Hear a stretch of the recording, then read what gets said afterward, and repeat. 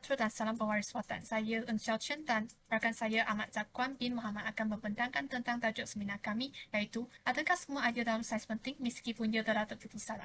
Jadi kami adalah untuk mengkaji kepentingan semua idea dalam saiz walaupun ia telah terbukti salah. Istilah saiz berasal dari bahasa Latin scientia yang bermaksud pengetahuan. Merujuk kepada The Ohio Academy of Science, saiz ialah kaedah sistematik yang digunakan dalam penyiasatan penterusan untuk menghasilkan penjelasan kepada sesuatu fenomena semula jadi, proses atau objek.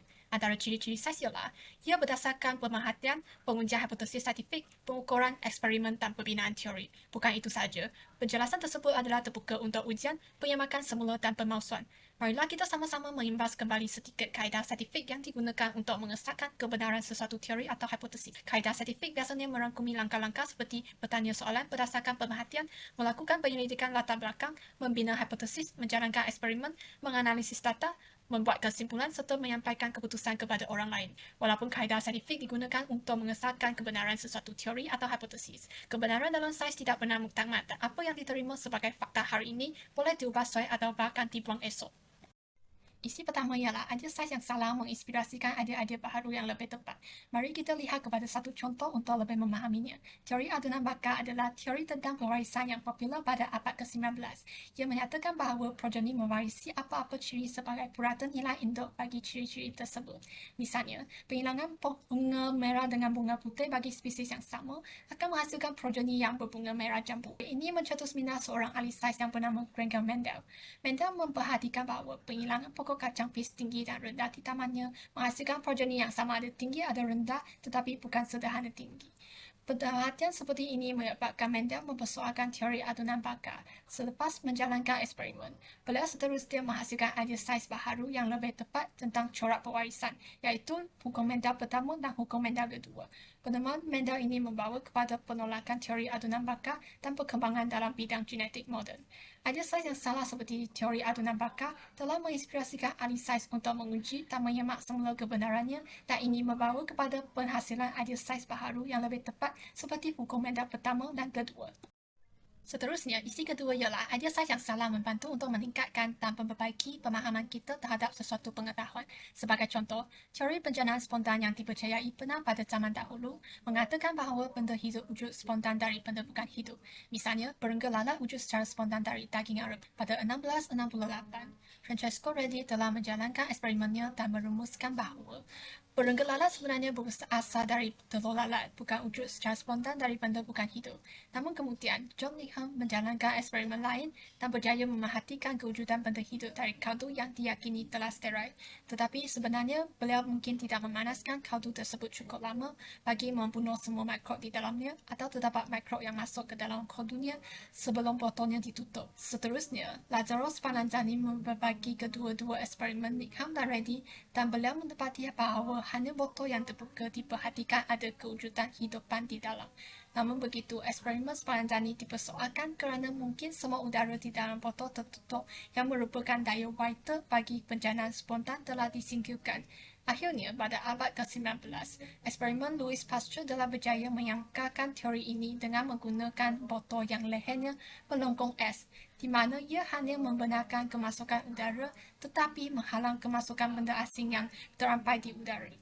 Beliau mengesahkan bahawa kewujudan benda hidup di kaldu itu datang daripada benda hidup seni di udara dan penemuannya telah memberi sokongan kepada teori biogenesis yang mengatakan bahawa benda hidup hanya datang dari benda hidup yang lain. Hidupan tidak timbul secara spontan dari benda bukan hidup. Perdebatan antara pihak yang menyokong teori penjanaan spontan dengan pihak yang menyangkalnya mendorong kepada perebutan ahli saiz untuk mengkaji kebenaran teori tersebut. Hal ini menyebabkan ahli saiz lebih mengetahui dan memahami tentang fenomena semula jadi yang dikaji oleh mereka kerana penjelasan dengan bukti yang lebih meyakini akan sentiasa dijumpai oleh para ahli saiz dalam proses pengesahan kebenaran teori. Isi seterusnya ialah penting untuk memahami batasan penelitian sebelum ini. Batas merupakan salah satu kekurangan yang terdapat pada kita sebagai seorang insan. Kita semua sentiasa terbatas dalam melakukan sesuatu di dunia ini. Kematian, masa depan ataupun hari esok merupakan contoh batasan kita sebagai seorang insan. Hanya Sang Pencipta yang maha mengetahui. Batasan juga wujud dalam penelitian sesuatu kajian, tetapi kita boleh mencuba dan mencipta sesuatu untuk membantu kita menghadapi batasan itu. Untuk mengecapi itu, percubaan pada kali pertama saja tidak akan cukup dan memerlukan kita untuk menambah baik alat atau kaedah yang dipakai untuk menghadapi batasan dalam sesuatu kajian sains itu. Sebagai contoh, teori geosentrik dan digantikan dengan teori heliosentrik. Pada zaman dahulu, kita tidak dapat memiliki banyak pengetahuan tentang alam semesta memandangkan teknologi pemerhatian terhad pada masa itu. Memandangkan sedikit yang dapat diketahui mengenai bahagian luar bumi, diyakini bahawa planet kita adalah pusat alam semesta. Ini dikenali sebagai teori geosentrik dan penciptanya ialah Ptolemy, ahli astronomi Yunani yang hidup pada tahun 130 Masihi. Bagi orang pada zaman dahulu, ini sangat difahami. Mereka hanya perlu melihat ke langit untuk melihat bagaimana matahari bergerak sepanjang hari bersama dengan bintang dan bulan. Bagi pemerhati, bumi menjadi titik tetap dan seluruh kosmos mengelilinginya. Kepercayaan terhadap teori geosentrik kemudian digunakan oleh teori heliosentrik yang dicadangkan oleh Nicolaus Copernicus. Pada masa itu, dia hanya menukar bumi dengan matahari sebagai pusat alam semesta. Beliau menggunakan kaedah matematik untuk mewujudkan teori ini. Hal ini diyakinkan lagi dengan terciptanya teleskop pertama dan Galileo Galilei menjadi manusia pertama yang memerhati angkasa lepas. Namun begitu, kedua-dua teori tersebut menganggap alam semesta berakhir di dinding bintang tetap. Hal ini diketahui bahawa alam semesta tidak terbatas dan terdapat banyak perkara di luar sistem suria kita. Hal ini demikian kerana wujudnya teknologi yang lebih canggih seperti roket, satelit dan drone yang membenarkan kita untuk mengkaji ruang angkasa lepas dengan lebih mendalam. Hal ini dapat membuka mata kita tanpa mengetahui batasan untuk diatasi dalam sesuatu kajian. Kita tidak mampu untuk mencipta teknologi yang lebih canggih. Pada pandangan saya, idea dalam sains itu amat bernilai sama ada ia benar atau salah. Hal ini demikian kerana jika idea itu benar, belum tentu ia selamanya akan kekal benar kerana ianya hanya belum dibuktikan salah. Manakala idea yang dibuktikan salah, masih ada kegunaannya yang dapat menjadikan idea yang baru. Kedua-dua elemen ini melengkapi antara satu sama lain. Kita tidak boleh sewenang-wenangnya mengatakan sesuatu idea itu salah hanya kerana ianya kurang meyakinkan. Proses pembelajaran, pemikiran kreatif dan kebebasan berfikir berdasarkan garis panduan sains diperlukan untuk menentukan kebenaran sesuatu idea dan teori itu. Banyak yang dapat dicapai oleh kita daripada penentuan kebenaran idea-idea sains ini. Antaranya, untuk menentukan sesuatu idea sains itu benar atau salah merupakan satu proses pembelajaran. Kita dapat memahami dan menghayati konsep sains dengan lebih baik. Walaupun ianya telah dibuktikan salah, kita masih perlu melalui proses pemikiran yang kritis dan pemahaman yang logik untuk mencapai kesimpulan tersebut. Hal ini demikian dapat mengasah pemikiran kita untuk berfikir secara analitis dan logikal. Selain itu, pemikiran kreatif dari sudut pandangannya berbeza. Semua idea dan teori sains yang dibuktikan salah ini dapat memacu kita untuk mencari penyelesaian daripada pandangan alternatif kita sendiri. Dengan berbuat demikian, ianya dapat melahirkan penemuan baru dan kemajuan sains pada masa akan datang. Dengan lebih banyak kejadian, fenomena dan sifat sesuatu perkara dalam alam semesta ini yang mudah difahami. Seterusnya, kebebasan berfikir walaupun sesuatu idea itu benar ataupun salah. Pandangan seseorang itu wajar diambil kira dan tidak boleh terus dihukum walaupun ianya salah. Mereka wajar diberikan peluang untuk mengutarakan pendapat mereka, tetapi mestilah berdasarkan bukti dan logik. Sains itu sendiri memerlukan ruang untuk mempertanyakan idea dan menguji hipotesis. Pada akhirnya akan lahir insan-insan yang mempunyai pandangan yang luas dan tidak akan berhenti walaupun telah melakukan kesilapan. Kesimpulannya, kemajuan sains seringkali didorong oleh gabungan tokok tambah teori-teori yang benar dan pergantian teori lapuk dengan teori baru. Dalam perkembangan sains, peran tokok tambah teori-teori yang benar sangat penting. Tokok tambah teori-teori ini merujuk pada usaha untuk memperbaiki dan memperluas teori-teori yang sudah ada. Ketika ilmuwan menemukan bukti baru atau mengembangkan metod baru untuk menguji teori, mereka dapat menambahkan atau memodifikasi teori yang ada untuk mencakup pemahaman baru ini.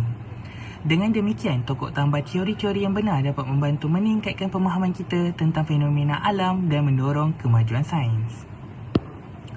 Namun, penggantian teori lapuk dengan teori baru juga merupakan faktor penting dalam kemajuan sains.